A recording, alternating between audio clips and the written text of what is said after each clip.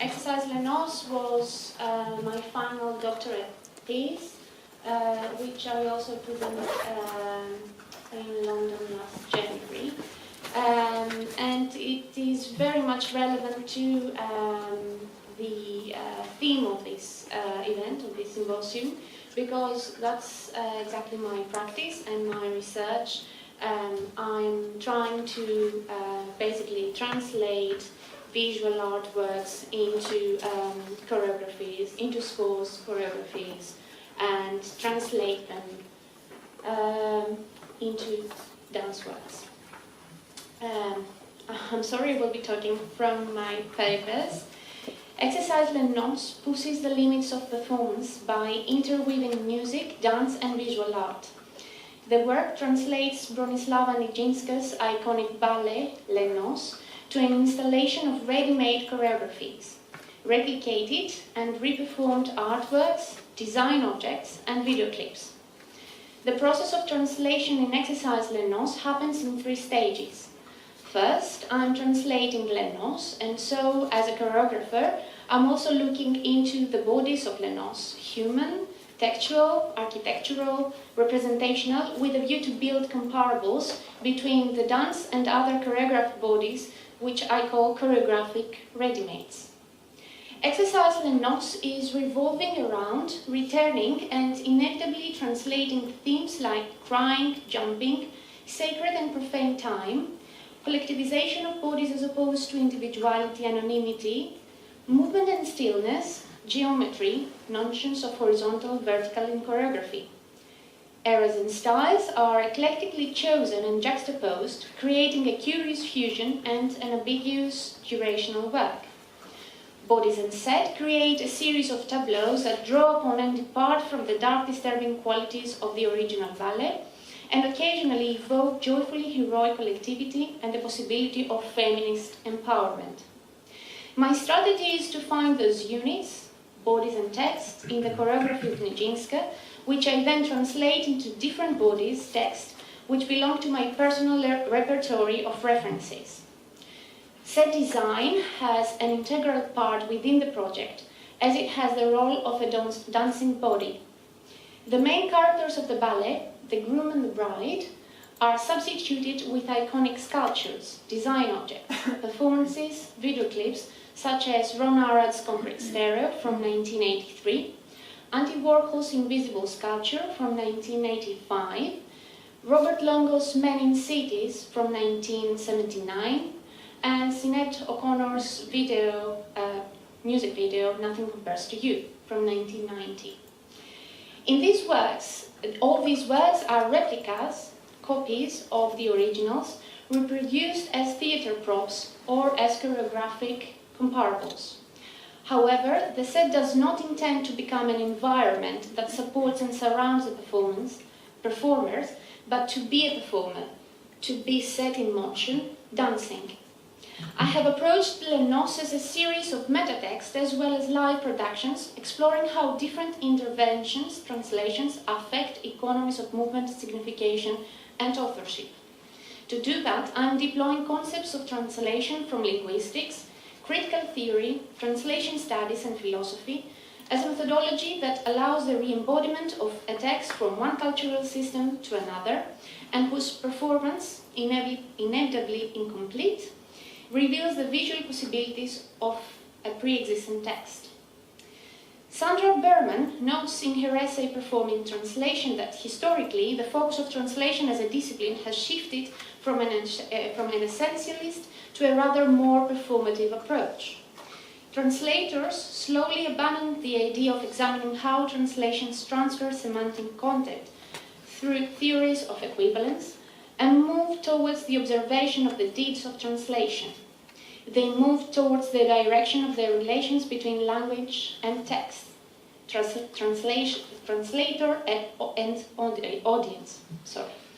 This performative shift signaled the engagement with, quote, distinctly theatrical metaphors that heightened awareness in the interpretive act of translation, its citational quality, and the issues of gender and identity it implies, end of quote. I'm interested in creating a translation machine to put images, movements and text in motion, initiating a rethinking of history through alternative lineages. The bodies involved are learning, embodying and copying movement material from the source choreography, but also allowing individual interpretations like gender, training, culture, as well as iconic imagery from the art and popular culture to inform and shape their dance. This project is not a reiteration of modernist ideals, but a work that exposes the performance and attendance, vulnerability and receptivity. What I want to propose here is that translation is a process inviting us to enter a text and to activate the possibilities of all sorts of bodies involved. A process that invites us to explore the genealogies of our own becoming. Nijinska's choreography of Les Noces from the Cours de Ballet, especially after the first act, seems progressively a frantic combination of jetés, leaps and jumps that leaves no room for the dancers to catch their breath or to stretch their muscles. Both men and women in geometric groupings are sweeping up the stage in kinetic crescendos. As the piece progresses towards the fourth act of the wedding feast, sequences of leaps grow increasingly intoxicating. Yet, not once the steps seem uncontrolled, nor the dancers lose their patterning and group formations. The choreography and the dancing seem to function like a well-oiled machine. What I try to do in this exercise is to translate the action of jumping. This translation is more like a meditation into the act of jumping. Turning to some artworks that perform jumping, I supplement these new comparable bodies of text and objects with a broader and more elusive sense in which these translations are the means for reinventing the relation between image text and reader attendant through their performance. Yet, making spectators actively read works and appreciate them from particular embodied points of view is not a new idea. It has been widely explored in the past, particularly with the Jackson Theatre Group. The idea of translating a visual work into a choreographic score allows me to explore and to experiment with other temporalities and narratives that go beyond a specific historical location. What I want to propose, though, is that the encounter with a text that is mediated by the corporeality of bodies incentivizes a choreographic mode, which is that of the translation as performance. What is a jump if we take out jumping? What will happen if I remove from jumping the actual action of jumping? Does it immediately become an image, a word, a representation, an idea, or a choreography? What is jumping about anyhow? Is it about elevation, falling, dancing? Is it about suspending, flying, committing suicide? What are the performances of jumping? Invisible sculpture was created by Andy Warhol and came in display in New York Club on Wednesday, May the 8th in 1985. Warhol stood next to a white vertical plinth for half an hour while near a wall a label read, Andy Warhol, USA, Invisible Sculpture, Mixed Media. After he had his photo taken, he left his post, leaving behind what he called an aura of celebrity. I encountered the sculpture in 2012 in Hayward Gallery in London as part of the exhibition Art About the Unseen that showcased seemingly blank works that involve the invisible, the unseen and hidden. What I saw was not, of course, Warhol's aura, but a white plinth, which reminded me more of a minimalist Robert Morris or Donald Judd sculpture. Yet, as soon as I read the label next to the plinth, the white vertical object in front of me transformed into a performance, a gesture of, or a choreography, if you like, of the presence, absence of Andy Warhol. I realized that the only reason that a random white plinth was part of an exhibition was because Warhol stood next to it. And similarly, the only reason I was standing in front of that plinth, contemplating, was because of Warhol having stood there. A white vertical object was present just to signify what was absent, or better, to mark a void. That was Warhol's blank spot that was to be filled with whatever I reckoned appropriate as a viewer. Initially, I thought the work as a provocation and a joke, Warhol's way to expose art as a belief structure, and the artist as its priest. Peggy Phelan calls it, quote, a collective and personal hallucination of celebrity, end of quote, which means that every time I'm confronted with the invisible sculpture, I'm said to recognize a life, a living being, or Warhol's aura, which is necessarily a phantasm, a creation. According to Phelan, this was Warhol's project and the purpose of his art, to keep alive the dead. Quote, the dead who do not actually die, but through death become recognized as the always already living. Usually sculptures are placed on plinths. The fact that Warhol stood next to it made him comparable to an object, made him an object, a blank vertical figure next to a white one. By posing, he also became a product that he could sell the void that his body left behind, embodying every public figure as a prosthesis of our own Newton desirability, as Foster claims. According to the exhibition's catalogue, his work is said to prefigure Warhol's death. However, in my opinion, his gestures is about death as much as it is about survival. Summoning invisible sculpture in the translational machine of Les Noces, I'm hoping to announce and celebrate this survival as a performative encounter with the voids that both the bodies of Warhol and Nijinska leave behind. After all, what would be a better representation of jumping, death, suicide, than Warhol himself and his invisible sculpture perform? This exercise is a performance of his invisible sculpture, of Warhol's disappearing act, his choreography. Warhol appears alive on stage to become his aura, a performative machine. Bringing his invisible sculpture in my installation, I'm set to explore Warhol's performance as a choreography of disappearance, a choreography of death, annihilation, and survival. And so this exercise is asking, how is this performance Warholizing Les Noces and vice versa? Does Warhol's auratic choreography reinscribes in Nijinska's project a traumatic occurrence, and what that might be? One performer is standing next to a white plinth for a few seconds.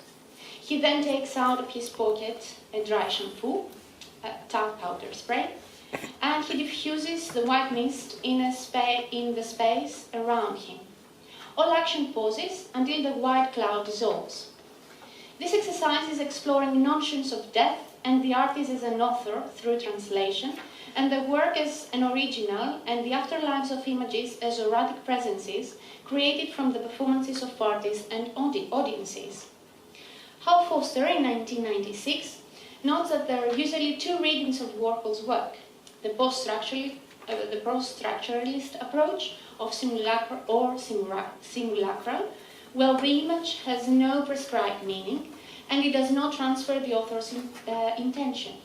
And the other reading is the referential, where fashion, celebrity, gay culture, and the factory perform, because of the themes and reason of his work. Foster asks if it's possible to see Warhol's work as both referential and simulacral, and for that purpose he advances dramatic realism as his methodology that combines both readings. The artist becomes a machine, not because of his intended blank subjectivity, but because he is shocked. Foster proposes that Warhol takes on the nature of what shocks him and repeats it in defense against his shock. Warhol wants to be a machine and renounce the effect of images, becoming an image and product himself. His intention immediately connects him to Nijinska's modernist choreography of machines, of Les Noces, and the social purpose of constructivist art. Here, constructivism and consumerism coexist as two temporalities and historical states and cast the artist as a production machine. Forster, through his Lacanian definition of the dramatic as that which is not represented, but only repeated, reads in Warhol's repetition a production of drama. Making Warhol's invisible sculpture a score, and therefore a performance that can be repeated, I want to insist on the repetition of his disappearing act and possibly invite the drama or punctum after bath in the void that the artist's bodies leave behind.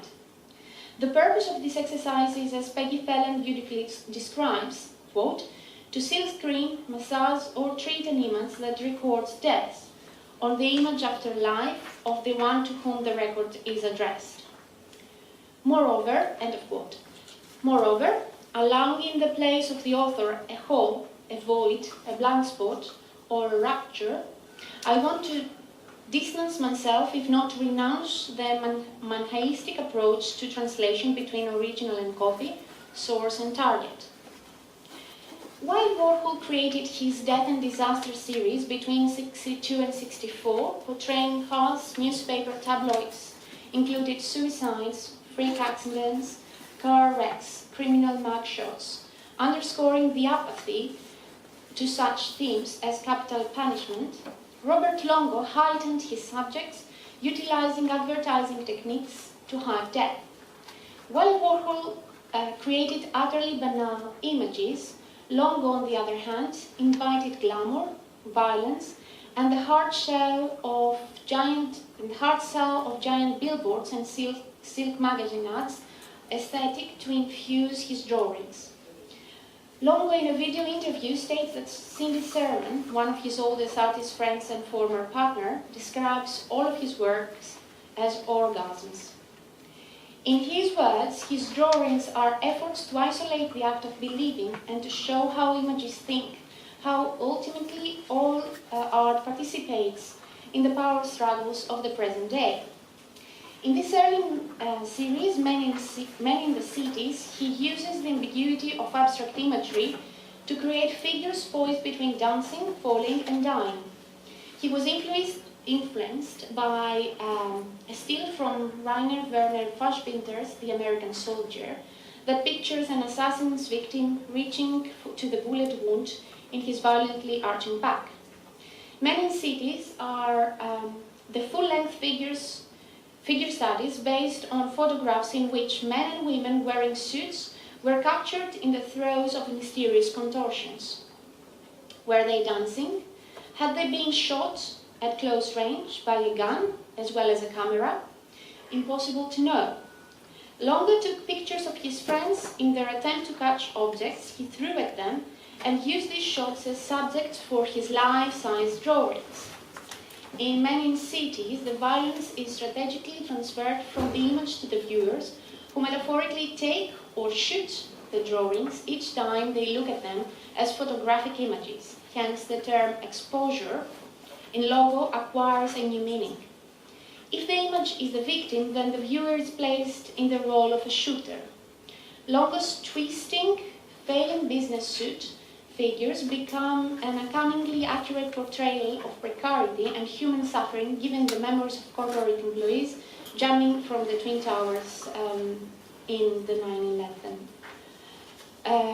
In exercise Les Noces, the indeterminate existence of Longo's figures are inappropriate into the choreography of balancing poses. Strike a pose until you fall. This is my instruction to the performers. But of course it doesn't take them long to stumble, as these postures are impossible to hold. The trampling and falling from their postures gradually develops its own rhythm. Initially it becomes pulsing to grow into frantic freestyle dancing. Similarly, in Longo's figures, the sequences manifest the condition of the translating body, as well as the postmodern work, text, subject, which exists in blank space, floating, unable to find secure and stable ground. This brief comparison between Nijinska's human dancing machine and Longo's dancing figures brings to my mind the idea of the post-human condition. Plastic surgery, breast implants, steroids, crash diets, mood drugs, genetic engineering, and has choreographies of manufactured identities subjected to control and manipulation as another form of consumption. The well-oiled machine of modernism has been transformed into the nihilistic postmodern society, which is doomed to fail, to fall and die, unless it learns how to adapt and survive. Every performance can be seen as a translation that enters the economy of here and now of each work. However, this work, the common institutor or source text, is never singular or specific, but always multiple and unstable. A translation of performance is like a photograph of something. A photograph of something, yet it is nothing more than a piece of paper that depicts something from a certain point of view of a particular person in a particular time and space. I'm thinking of every single performance translation as a photograph, as a singular and multiple event that, although it repeats, it is never the same. This translation's relevancy is dependent on the current circumstances that the work exists in. Two lines of action seem prominent to constitute this translational practice as choreographic: the additive and the destructive. The additive, defined as the encounter with the foreign, the other, exercised by constructing comparables, finding ready-mades, and making collages. The destructive practice was exercised by practicing emptying, repeating, creating gaps, and employing exercises of unlearning. This research proposed artworks as selections of choreographic texts which await to be translated, transformed, and thus materialized by the willing choreographers, performers, and attendants. Making copies or replicas of artwork as comparables to all sorts of bodies and texts from the original work, I had the opportunity to explore how these different interventions, translations, affect and infect economies of movement signification, authorship, and spectatorship. The translational methodology of constructing comparables can prove to be extremely useful in the future in terms of finding ways to present dance as part of a historical dialogue with visual art. The idea of translating artworks to scores and potential choreographies expands the notion of choreography with a view to legitimize a plethora of practices of dance that could often fall outside the institutional mechanisms of theatre. On the other hand, translation equally transforms the stable art object into a living historical entity whose performance unravels new ways of making meaning beyond its prescribed role. Hence, an expanded definition of choreography as well as art object could potentially engage audiences in different levels of spectatorship and enable the invention of new theatrical apparatuses. Exercise Les Noces, this hybrid life is neither dance nor visual art, neither choreography nor installation, neither theory nor practice, neither old nor new, but an exercise of all the above, floating and suspended. This hyper-hybrid translation forces any sense of a single original meaning to evaporate, and it is through the bodies of the performance, the attendants, and their relationship that the potential for reconfigure the present can emerge. Additionally, by providing multiple practical, theoretical, temporal, and spatial spaces of engagement through the practice of translation, this project intends temporally to create sites of becoming that allows both performance and attendants to actively engage with radical forms of knowledge dissemination. The premise of translation is to reintroduce the culture of making, not just of object choreographies, but of choreographic relationships in the conjunction of history and performance, archive and memory, performer and attendant, performance and visual art, people and discourses. Thank you.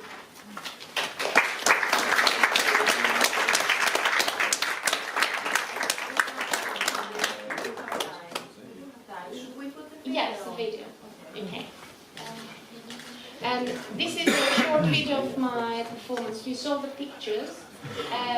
Of course, I chose to talk just about the Robert Longo and the Andy Warhol piece, but within the work I have translated different. This is, for example, the Sinead O'Connor video clip where the performers have learned their choreography from the video clip and their lip sync. lip syncing Nothing Compares to You. And this is the first act of Les Noces, where the bride is mourning the fact that she's going to get married and she's losing her virginity and so on.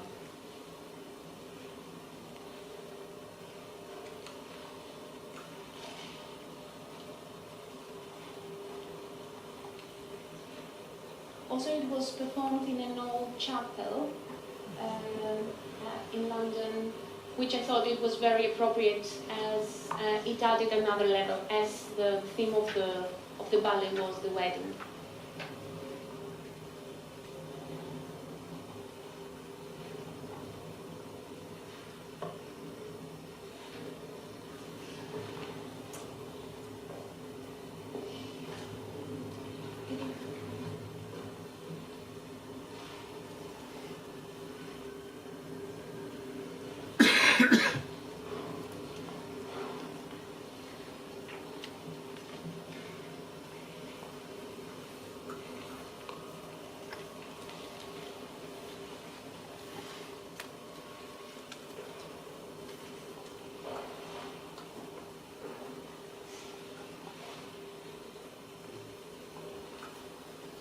This is a replica from Romer's concrete stereo. Here is the Robert Long sequence.